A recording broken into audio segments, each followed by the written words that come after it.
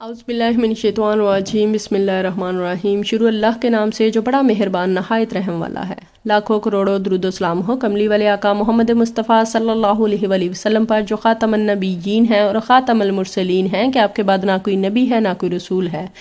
لاکھوں کروڑوں درود و سلام ہو آل بیت پر۔ السلام علیکم ورحمۃ اللہ وبرکاتہ۔ میں ہوں آمنہ اختر اور آپ لوگ دیکھ رہے ہیں میرے یوٹیوب چینل دین کی بات سلسلہ وظائف۔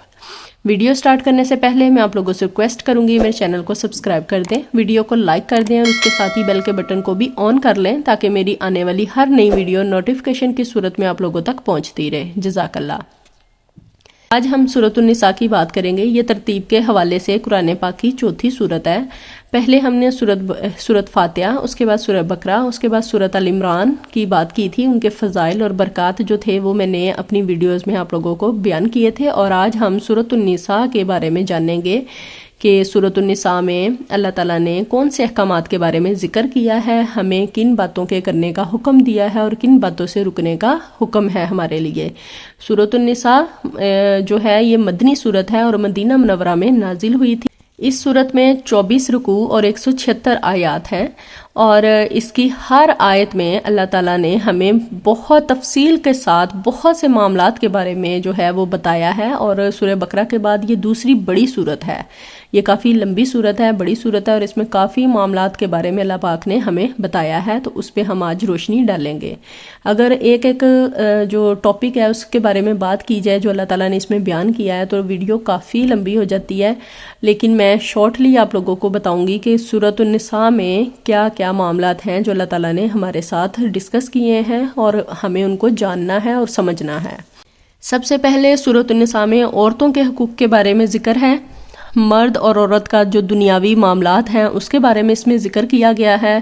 اس کے بعد یتیموں کے حقوق کے حوالے سے اس میں بڑی تفصیل کے ساتھ بیان فرمایا گیا ہے، اور سورۃ النساء میں شراب نوشی سے بچنے کا حکم ہے، جوا بازی سے بچنے کا حکم ہے، زنا سے بچنے کا حکم ہے، اور اس صورت میں وراثت کے احکامات ہیں۔ اس صورت میں یتیم کے حقوق کے بارے میں احکامات ہیں۔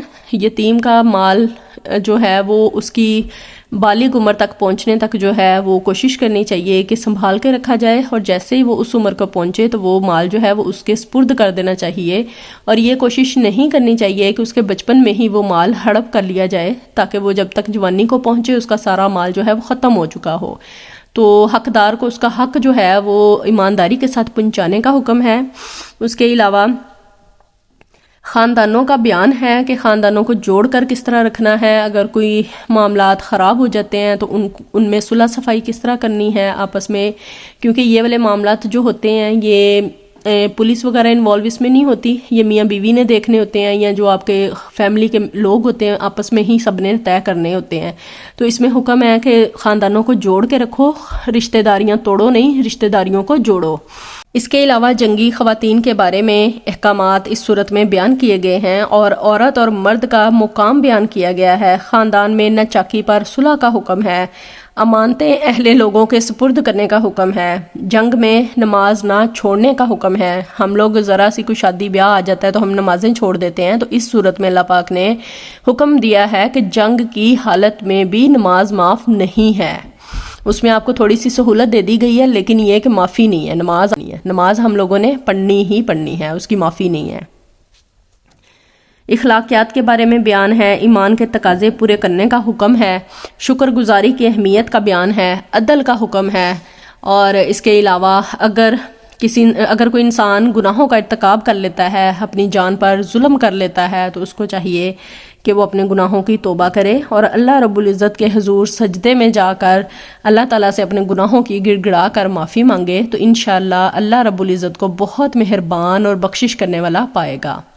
اس کے علاوہ بھی سورۃ النساء میں بہت سارے معاملات کے بارے میں اللہ تعالیٰ نے بیان فرمایا ہے، اور تفصیل کے ساتھ ایک ایک بات جو ہے وہ کھول کھول کے ہمیں بتائی ہے کہ ہم نے زندگی کس طرح گزارنی ہے، اپنے رویے کو کس طرح رکھنا ہے، لوگوں کے ساتھ کس طرح پیش آنا ہے، یتیموں کا مال نہیں کھانا، غریبوں کے ساتھ کس طرح کا رویہ رکھنا ہے، عورتوں کے ساتھ کس طرح پیش آنا ہے، اور عورتوں کے جو حقوق ہیں وہ اس میں بیان کیے گئے ہیں، اور مرد کو کتنی شادیاں کرنے کی اجازت ہے اور وہ اجازت کب دی گئی، یہ سب اس صورت میں بیان تفصیل کے ساتھ کیا گیا ہے۔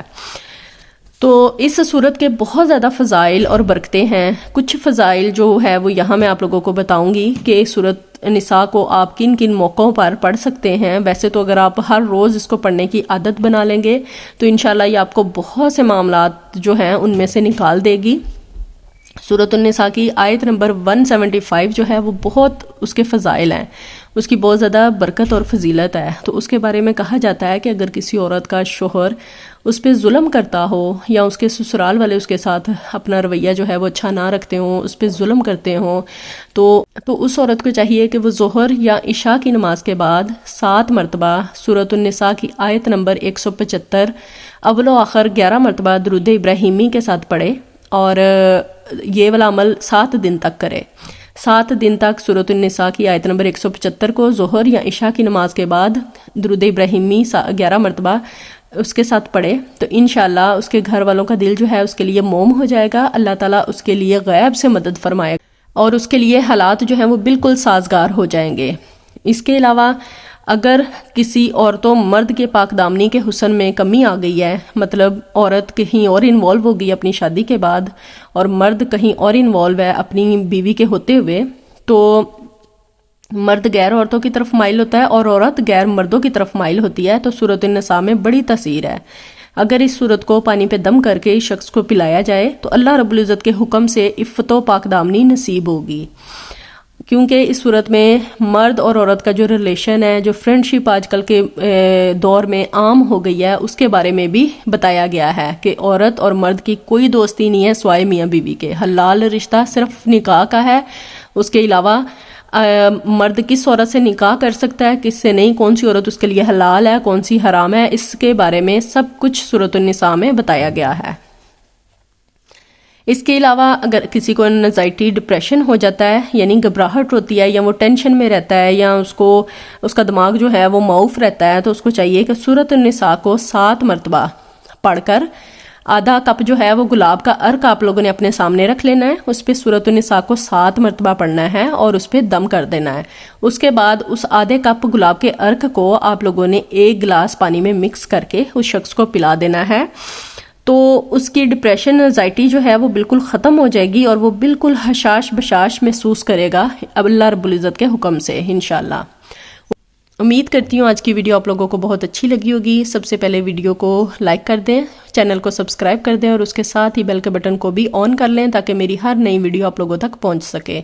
اللہ تعالیٰ ہم سب کی پریشانیوں کو دور فرمائے، ہم سب کی مشکلات کو آسان فرمائے. اللہ تعالیٰ پاکستان میں امن و امان عطا فرمائے. جتنے بے روزگار ہیں اللہ پاک سب کو احسن اللہ رزقن سے حلال روزی کمانے کی توفیق عطا فرمائے.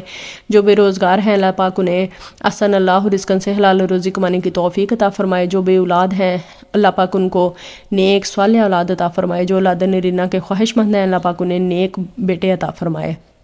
اور بے شک ہمارا اللہ ہماری امید نہیں ہمارا یقین ہے، اور ہمارا اے اللہ ہمارے دل کو منافقت سے، ہمارے عمل کو دکھاوے سے، ہماری زبان کو جھوٹ سے، ہماری آنکھوں کو خیانت سے پاک کر دے.